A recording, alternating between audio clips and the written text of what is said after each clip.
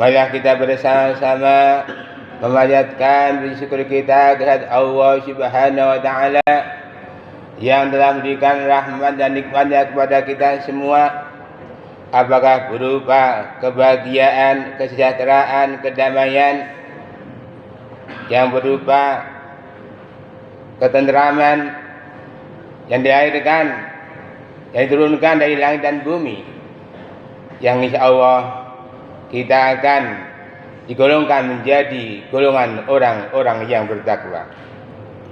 Salawat dan salam kita kepada junjungan kita Nabi besar Muhammad sallallahu alaihi wasallam beserta keluarga sahabatnya yang senantiasa telah memberikan berbagai macam keteladanan dan kehidupan sehingga kita merindukan, menantikan syafaatnya sampai hari kiamat. Jamaah salat Jumat rahimakumullah. Tak terasa bahwa saat ini kita sudah berada di tanggal 25 Rajab 1443 Hijriah. Tentunya bulan Rajab adalah satu di antara 4 bulan yang dimuliakan oleh Allah Subhanahu wa taala.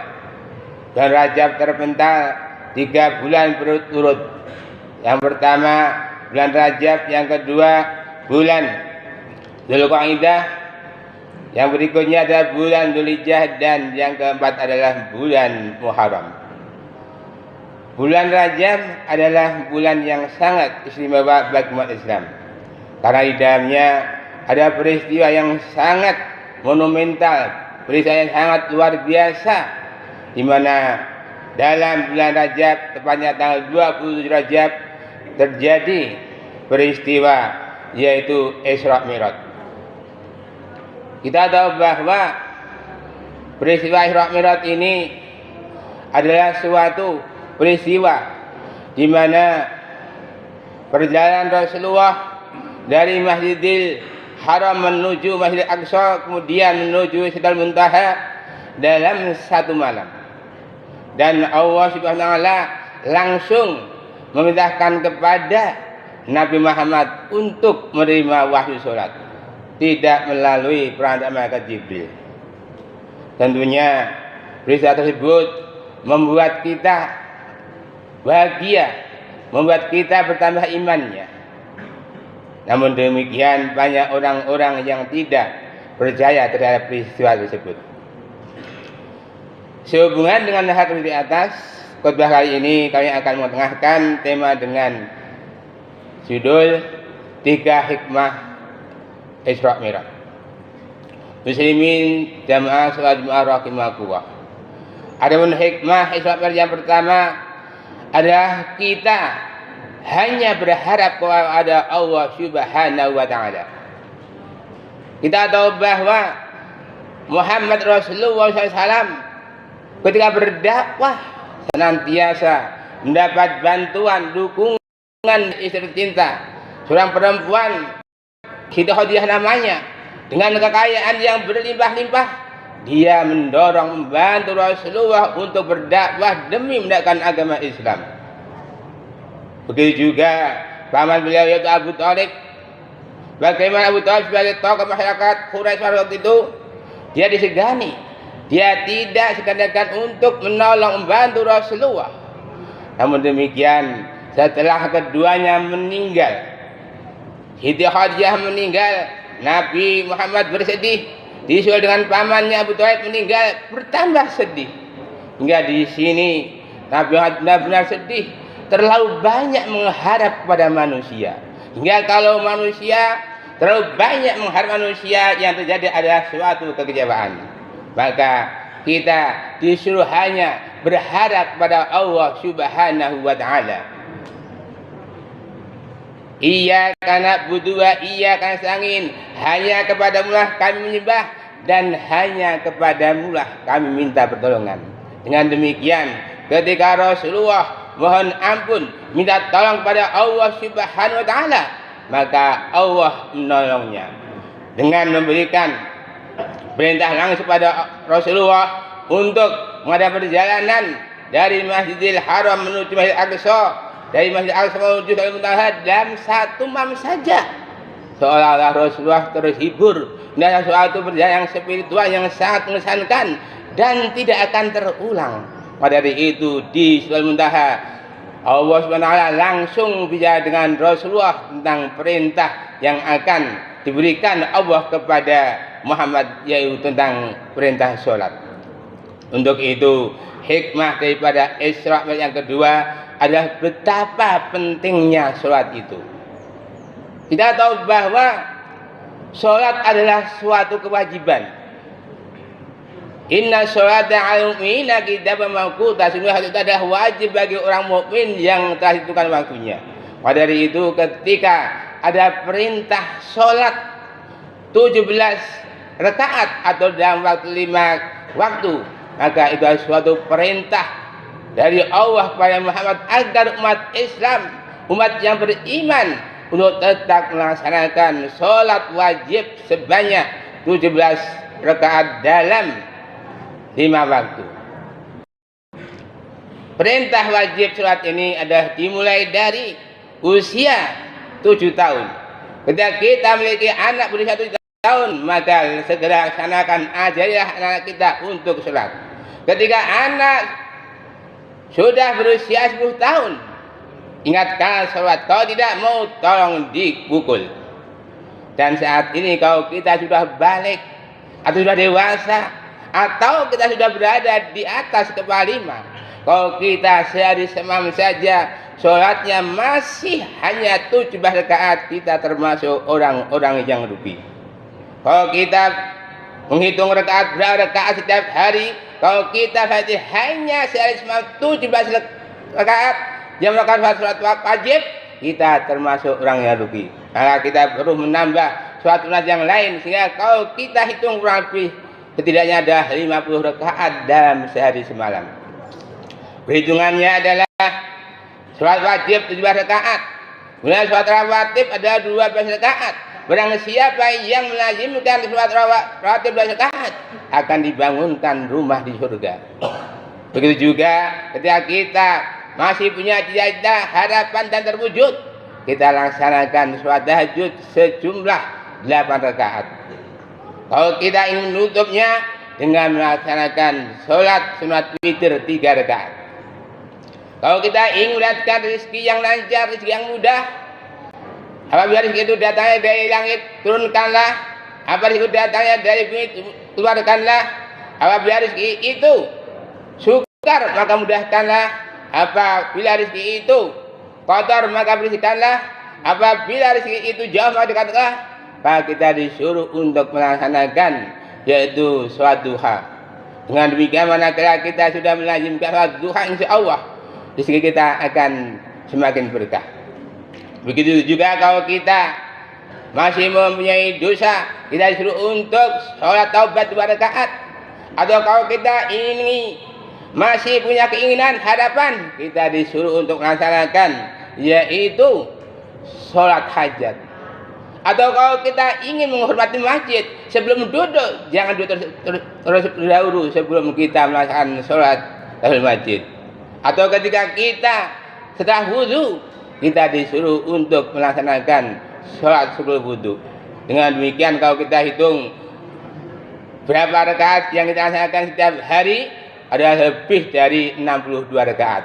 Berbahagia bagi mereka yang bisa benar-benar memanfaatkan waktu untuk melaksanakan sholat wajib 17 rakaat dan jumlah beberapa rakaat sholat sunat. Dengan demikian, manakala kita sudah terbiasa melaksanakan sholat, insya Allah hati kita akan menjadi tenteram. Kita tahu bahwa sholat adalah sesuatu yang penting, karena sholat adalah suatu amal yang utama dan yang utama. Manakala kita sholatnya baik, maka seluruh amalnya baik. Dan manakala sholatnya kita bolong-bolong, maka amalnya akan menjadi kobong. Ada 3 pendapat tentang kedudukan sholat. Ada yang pertama adalah sholat sebagai suatu kewajiban. Yang penting sholat, tidak memperhatikan kapan dia sholat, di mana sholat dan bagaimana dia sholat. Yang penting dia adalah melaksanakan sholat. Sing penting sholat. Yang kedua adalah sholat sebagai suatu kebutuhan. Sholat adalah penting, Mengapa penting? Karena merupakan amal yang pertama yang ditanyakan oleh Allah Subhanahu wa taala. Yang dimaksud dengan sholat sebagai kebutuhan adalah senantiasa melaksanakan sholat di awal waktu, berjamaah dan di masjid. Maka dari itu, mari kita ajak diri kita, keluarga kita, saudara kita, tetangga kita, teman-teman kita, mari senantiasa menjadikan sholat sebagai suatu kebutuhan. Kemudian yang ketiga adalah sholat sebagai suatu kepribadian. Artinya apa? Bisa menerapkan nilai-nilai sholat dalam kehidupan. Sehingga di sini sholat berfungsi sebagai inna sholata tanha 'anil fahsya'i wal munkar. Sungguhnya suatu bisa mencegah dari perbuatan yang keji dan munkar. Itulah tiga kedudukan dalam sholat, sehingga kita perlu menjadikan sholat sebagai suatu kebutuhan, kemudian bisa menerapkan nilai-nilai sholat dalam kehidupan sehingga sholat menjadi suatu kepribadian. Muslimin jamaah sholat rahimakumullah. Adapun hikmah yang ketiga dari Isra Mi'raj adalah kita bangkit membina umat adalah dari masjid. Kita tahu bahwa perjalanan Isra Mi'raj memang dimulai dari Masjidil Haram menuju Masjidil Aqsa. Dengan demikian, manakala umat Islam ingin maju, mari kita bina umat kita melalui masjid. Manakala hati kita senantiasa terpaut ke masjid, maka kita termasuk satu di antara 7 golongan yang nanti besok dari kiamat akan mendatangi perlindungan dari Allah, di mana tidak ada perlindungan kecuali dari Allah Subhanahu wa taala, yaitu orang laki-laki atau seorang pemuda yang hatinya terpaut ke masjid. Pada dari itu, kita belum dikatakan orang yang beriman kalau kita belum mampu memakmurkan masjid. Allah berfirman di surat atau ayat 11, innama ya'muru masajida wa man amana billah wal yawmil akhir. Hanya saja sesungguhnya orang yang adalah orang yang beriman kepada Allah dan hari kemudian. Siapakah mereka? Wa aqimis shalah, yaitu orang yang senantiasa memberikan sholat. Maka dari itu, jadikanlah masjid sebagai tempat ibadah. Karena tugas dan ketanggung jawab kita sebagai hamba Allah adalah beribadah. Wa ma khalaqal jinna wal insa illa liya'budun. Dan diaktifkan jin dan manusia kecuali untuk beribadah. Maka dari itu, ketika kita sudah berada di masjid, insya Allah kita akan dijauhkan dari aib. Barang siapa yang senantiasa selalu ke masjid dengan tertib, membaca Al-Quran sebagai teman karib dan wirid sebagai kawan karib, insya Allah dijauhkan dari aib. Dan manakala ke masjid selalu ditinggalkan, akan datang berbagai macam ujian dan cobaan.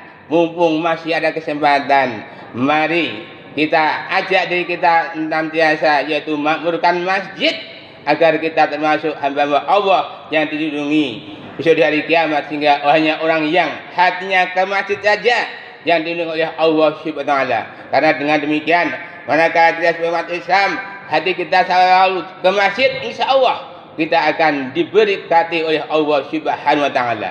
Kita lihat bagaimana sahabat Rasulullah yaitu Imam Maktum, seorang yang buta, ingin mendapat keterangan dari Rasulullah. Ya Rasulullah, bolehkah saya tidak ke masjid? Beliau diam saja sebanyak 3 kali. Maka ketika 3 kali, apakah kamu mendengar azan? Mendengar ya Rasulullah. Kalau mendengar, walaupun kamu berjalan merangkak, itu lebih baik ke masjid. Untuk itu kepada muslim jamaah, ketika azan dikumandangkan, mari ajak diri kita, keluarga kita, saudara kita, tetangga kita untuk memenuhi panggilan Allah Subhanahu wa taala. Panggilan pertama adalah panggilan sholat. Maka dari itu, sebelum kita dipanggil Allah Subhanahu wa taala, mari kita perbaiki hubungan kita dengan Allah yang senantiasa memperbaiki. Ketika ada panggilan azan, segera memenuhi. Kita belum dikatakan beriman kalau hati kita belum bergetar ketika disebut Allah Subhanahu wa taala.